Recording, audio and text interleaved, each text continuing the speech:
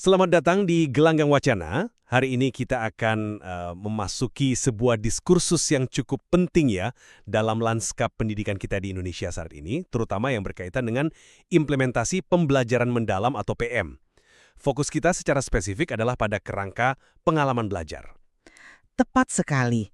Kita akan secara khusus menguji nih efektivitas kerangka kerja ini yang isinya ada tahapan memahami, mengaplikasi, dan merefleksi sebagai katakanlah instrumen utama untuk memfasilitasi dan juga mengukur kedalaman belajar siswa. Pertanyaannya, apakah ini pendekatan yang paling tepat guna? Betul. Jadi pertanyaan inti yang sebenarnya muncul dari materi sumber yang kita ulas bersama adalah ini.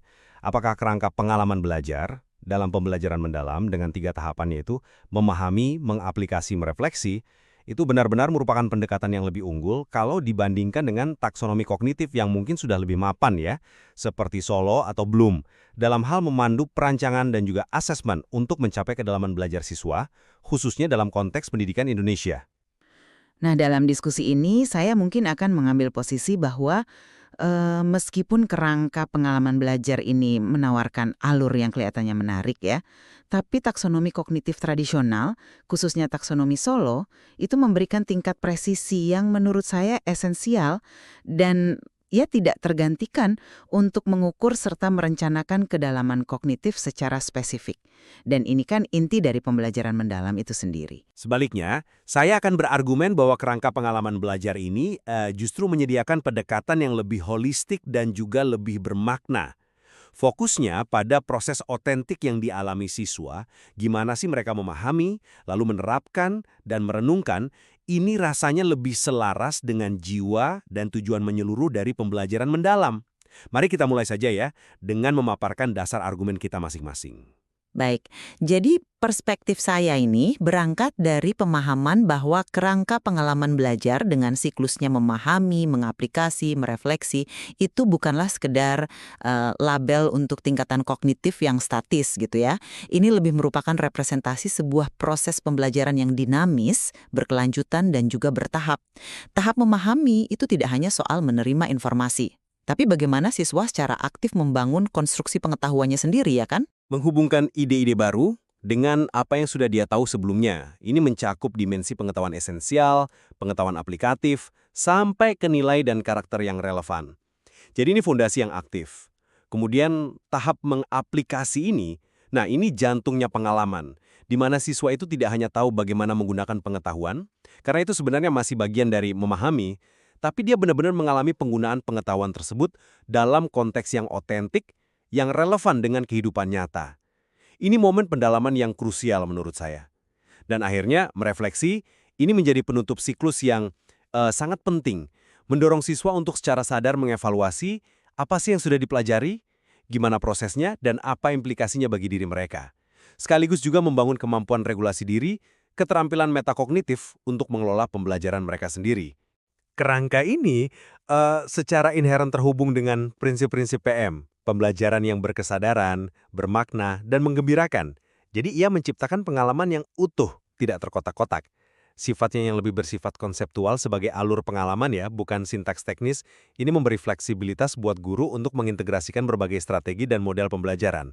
Dan penting juga untuk digarisbawahi ya, perbedaan antara sekedar tahu cara menerapkan, itu pengetahuan aplikatif di tahap memahami, dengan benar-benar mengalami penerapan. Nah, itu di tahap mengaplikasi. Saya sepenuhnya menghargai niat baik di balik kerangka pengalaman belajar itu ya untuk menciptakan alur yang koheren dan mungkin memang terasa lebih intuitif bagi sebagian guru. Tapi saya mendekati isu ini dari sudut pandang yang sedikit berbeda, yaitu kebutuhan akan kejelasan dan keterukuran. Terutama ketika kita bicara soal kedalaman dalam pembelajaran mendalam. Konsep kedalaman itu kan secara inheren menuntut kemampuan kita untuk bisa mengukur tingkat kompleksitas kognitif yang dicapai oleh siswa. Materi sumber kita pun sempat menyinggung keterbatasan taksonomi lain seperti Bloom misalnya, di mana ambiguitas kata kerja operasional itu bisa jadi masalah. Contohnya, kata mengidentifikasi itu bisa muncul di level pengetahuan, bisa juga di pemahaman, atau membandingkan bisa ada di analisis dan evaluasi.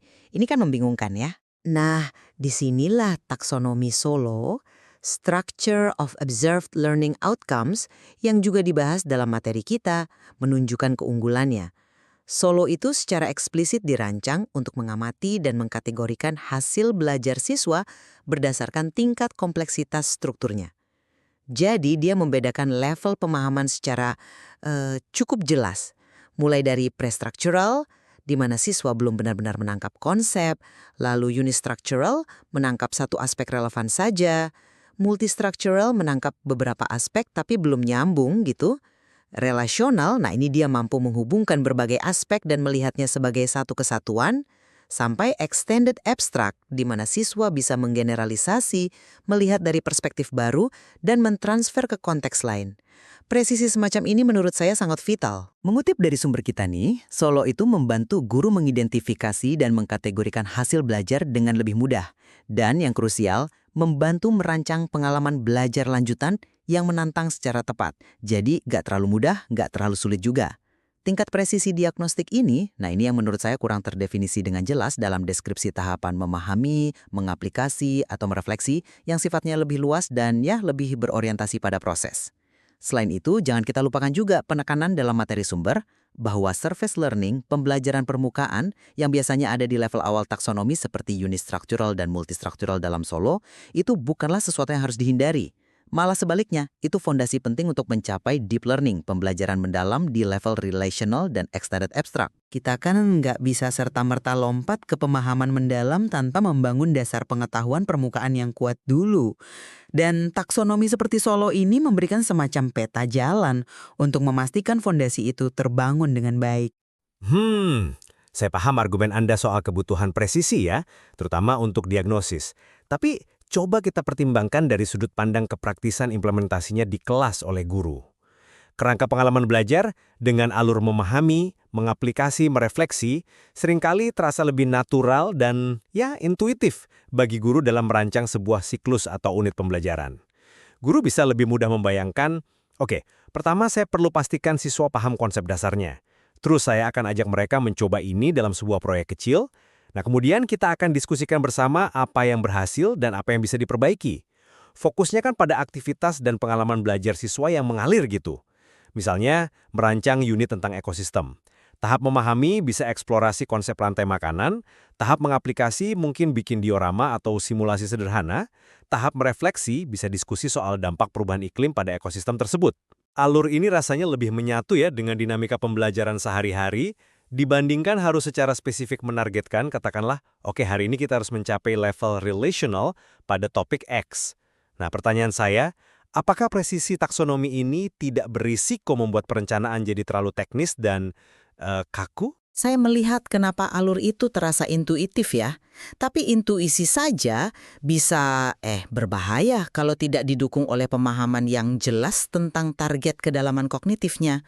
Justru, presisi yang ditawarkan Solo itu sangat praktis, terutama untuk kebutuhan nyata seperti diferensiasi pembelajaran. Mari ambil contoh Anda tadi soal ekosistem. Misalkan ada 2 kelompok siswa, sama-sama membuat diorama, aktivitas mengaplikasikan kan? Tanpa lensa taksonomi, mungkin kita anggap mereka ya sama-sama berhasil mengaplikasi. Tapi dengan Solo, guru bisa menganalisis hasil kerja mereka. Mungkin kelompok A hanya menunjukkan komponen-komponen ekosistem, ya sekedar daftar gitu. Itu multistructural, beberapa ide, tapi belum terhubung. Sementara kelompok B, dia mampu menjelaskan hubungan sebab akibat antar komponen dalam dioramanya. Nah, ini relational, ide terhubung membentuk struktur. Informasi ini kan sangat praktis. Guru jadi tahu persis tantangan lanjutan apa yang perlu diberikan ke masing-masing kelompok. Sumber kita menegaskan, Solo memungkinkan guru merancang pengalaman belajar lanjutan yang menantang namun tidak membebani. Ini kan inti dari asesmen formatif yang efektif dan diferensiasi yang bermakna. Jadi pertanyaan saya kembali, tanpa presisi semacam ini, bagaimana kita bisa yakin bahwa aktivitas mengaplikasi yang kita rancang itu benar-benar mendorong siswa melampaui pemahaman permukaan? Bukankah ada resiko kita hanya mengulang aktivitas di level multistructural terus-menerus tanpa sengaja? Presisi ini bukan untuk membuat kaku, tapi justru untuk memastikan kemajuan yang terarah. Oke, itu poin yang valid soal resiko stagnasi di permukaan. Namun saya ingin membawa kembali fokus pada tujuan yang lebih luas dari pembelajaran mendalam itu sendiri. Kerangka pengalaman belajar ini kan dirancang secara sadar untuk melampaui domain kognitif murni. Tahap mengaplikasi seperti yang kita bahas tadi, menekankan penggunaan pengetahuan dalam konteks yang otentik.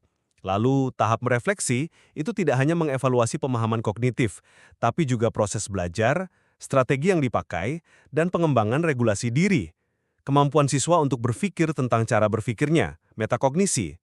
Ini kan secara langsung berkontribusi pada pengembangan dimensi-dimensi dalam profil pelajar Pancasila yang kita tuju itu ya kan? Seperti bernalar kritis, lewat refleksi, kreatif dalam aplikasi, dan mandiri dalam regulasi diri. Jadi pengalaman belajar ini menawarkan kerangka untuk menumbuhkan siswa secara utuh, bukan hanya mengasah kemampuan kognitifnya secara terisolasi. Contohnya nih, dalam tahap merefleksi, siswa tidak hanya ditanya apa yang kamu pelajari, tapi juga bagaimana kamu belajar ini. Strategi apa yang paling membantumu, apa yang akan kamu lakukan berbeda lain kalinya. Ini kan membangun kapasitas belajar jangka panjang. Nah, apakah fokus yang terlalu tajam pada level kognitif taksonomi itu tidak berisiko mengabaikan pengembangan aspek-aspek holistik ini? Gimana menurut Anda? Ya. Namun argumen saya adalah bahwa kedalaman yang menjadi ciri khas pembelajaran mendalam itu punya inti pada kompleksitas kognitif. Aspek-aspek lain seperti kemandirian atau kreativitas memang penting, tapi mereka seringkali bertumpu pada fondasi pemahaman konseptual yang kuat dan terstruktur ya. Kita kan tidak bisa bernalar kritis secara mendalam tentang sesuatu yang tidak kita pahami secara struktural ya kan. Kita juga tidak bisa kreatif secara bermakna dalam suatu domain tanpa penguasaan konsep dasarnya. Nah, taksonomi seperti Solo ini memberikan peta jalan yang eksplisit untuk membangun struktur kognitif ini, dari pemahaman sederhana hingga pemahaman yang kompleks dan abstrak. Materi sumber kita pun mengakui kok bahwa pengalaman belajar dan taksonomi itu bisa dikaitkan, tetapi menawarkan sudut pandang yang berbeda. Saya melihat sudut pandang taksonomi ini sebagai fondasi kognitif yang esensial. Tanpa fondasi ini, ada resiko pengalaman memahami, mengaplikasi, dan merefleksi itu menjadi aktivitas yang ya mungkin menyenangkan tapi dangkal secara kognitif. Jadi pertanyaan saya justru begini, bagaimana kerangka pengalaman belajar memastikan bahwa kedalaman kognitif yang jadi prasyarat bagi pengembangan holistik yang bermakna itu benar-benar tercapai dan bisa diukur? Bukankah kita tetap memerlukan alat seperti Solo untuk memastikan fondasi itu kokoh? Oke, coba kita geser sedikit fokusnya ke implikasi praktis pada asesmen di kelas. Kerangka pengalaman belajar ini secara natural menurut saya mengarah pada bentuk-bentuk asesmen otentik yang memang ditekankan dalam PM. Sumber kita kan secara eksplisit menyebutkan contoh aktivitas di tahap mengaplikasi itu seperti studi kasus, simulasi, atau proyek. Nah, bentuk asesmen yang paling cocok untuk ini kan bukan tes pilihan ganda ya, melainkan mungkin observasi kinerja, penilaian produk, atau portofolio yang menunjukkan proses dan hasil aplikasi pengetahuan dalam konteks nyata. Tahap merefleksi itu sendiri, itu kan sebenarnya bentuk asesmen formatif dan juga asesmen sebagai pembelajaran, asesmen as learning, di mana siswa menjadi agen aktif dalam menilai kemajuan belajarnya sendiri melalui, katakanlah, jurnal refleksi, penilaian diri, atau diskusi kelompok. Tapi sebagai bagian integral dari proses belajar itu sendiri, memberikan umpan balik yang kaya dan memberdayakan siswa. Bukankah ini lebih sejalan ya dengan semangat PM dibandingkan fokus pada penempatan siswa di level taksonomi tertentu? Saya tidak menentang penggunaan asesmen otentik atau asesmen sebagai pembelajaran, sama sekali tidak. Keduanya sangat berharga. Namun argumen saya adalah bahwa taksonomi seperti Solo itu menawarkan nilai tambah. Apa itu? Yaitu daya diagnosis yang jauh lebih kaya dan bernuansa yang mungkin tidak mudah didapatkan hanya dengan mengamati aktivitas atau refleksi siswa secara umum. Sumber kita menyoroti poin krusial ini.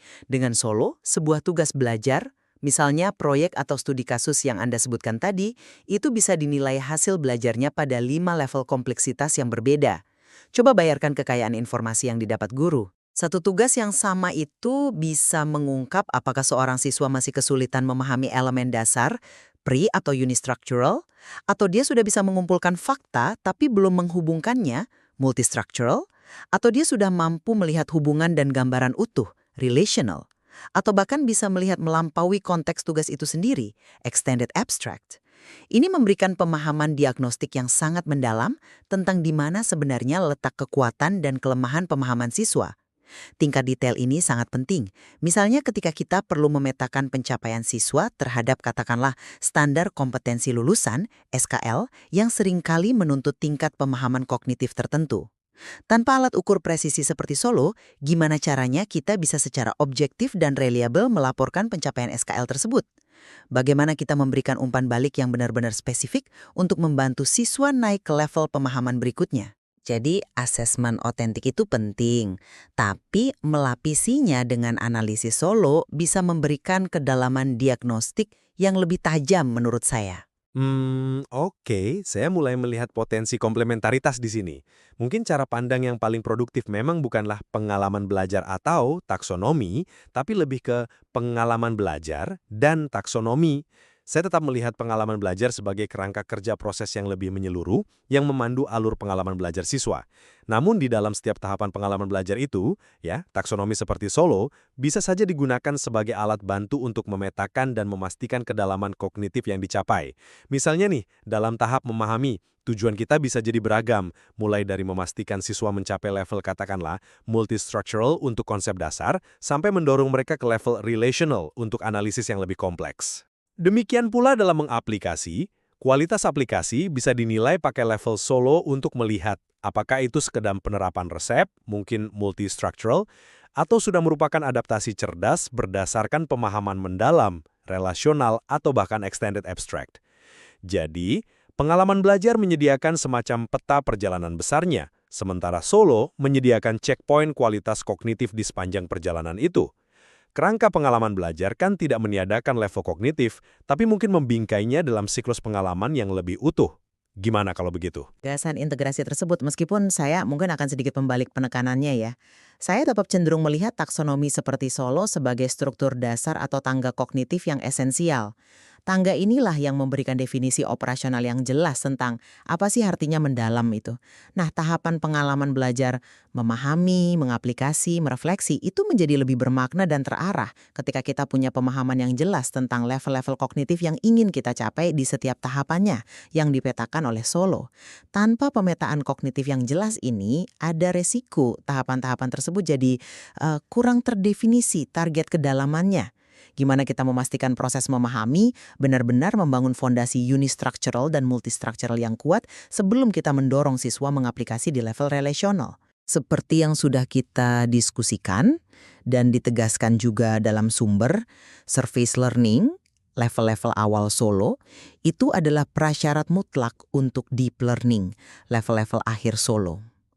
Taksonomi ini menyediakan semacam jaminan bahwa kita tidak mencoba membangun atap sebelum fondasinya kokoh.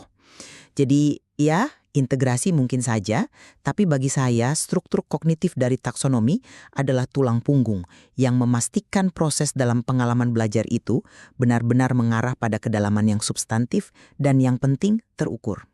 Oke, jadi setelah melalui diskusi ini, posisi inti saya sepertinya tetap berakar pada nilai kerangka pengalaman belajar ya.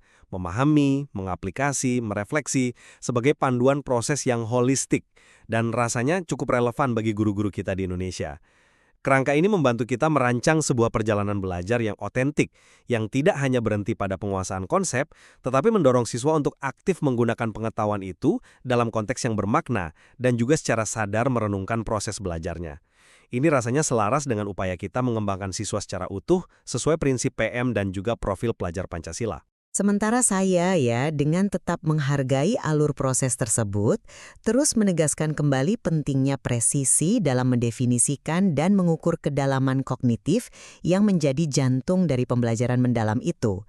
Taksonomi kognitif yang terstruktur dengan baik, seperti Solo, menurut saya memberikan alat yang lebih akurat dan diagnostik bagi guru. Alat ini krusial untuk menetapkan target belajar kognitif yang jelas di setiap fase, merancang tantangan yang tepat, melakukan asesmen formatif yang informatif, dan ia pada akhirnya memastikan bahwa fondasi kognitif siswa benar-benar kuat untuk mendukung pembelajaran yang lebih kompleks dan holistik ke depannya. Iya, jelas sekali dari percakapan kita ini bahwa memang tidak ada pendekatan tunggal yang sempurna ya, baik kerangka pengalaman belajar maupun taksonomi kognitif seperti Solo. Keduanya punya tujuan mulia untuk mendukung pembelajaran siswa yang lebih mendalam. Masing-masing menawarkan perspektif dan juga perangkat konseptual yang berharga, yang bisa jadi saling melengkapi bagi para pendidik kita di lapangan. Memahami kedua lensa ini saya kira bisa memperkaya cara kita berpikir tentang perencanaan, pelaksanaan, dan juga penilaian pembelajaran. Tentu saja, kompleksitas implementasi pembelajaran mendalam di konteks Indonesia ini menuntut kita untuk tidak terpaku pada satu alat saja ya. Memahami kelebihan dan keterbatasan dari berbagai kerangka kerja, seperti yang telah kita diskusikan berdasarkan materi sumber kita, ini memungkinkan guru untuk memilih dan mengadaptasi pendekatan yang paling sesuai dengan kebutuhan siswa dan tujuan pembelajaran spesifik mereka.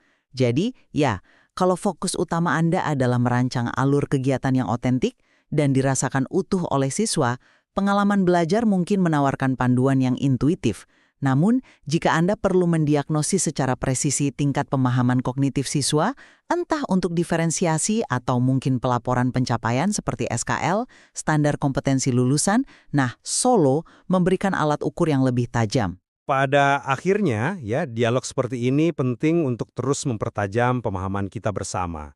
Menggali berbagai perspektif seperti yang kita lakukan hari ini adalah kunci untuk menavigasi tantangan dan peluang dalam implementasi pembelajaran mendalam secara lebih bijaksana dan efektif. Saya rasa masih banyak nuansa yang bisa kita pelajari lebih lanjut dari materi ini dan juga dari praktek di lapangan. Sepakat sepenuhnya. Keterbukaan untuk mempertimbangkan berbagai alat konseptual dan juga merefleksikan praktik kita sendiri adalah semangat pembelajar sejati ya, baik bagi siswa maupun bagi kita sebagai pendidik. Perjalanan menuju pembelajaran mendalam ini adalah sebuah proses yang terus berkembang.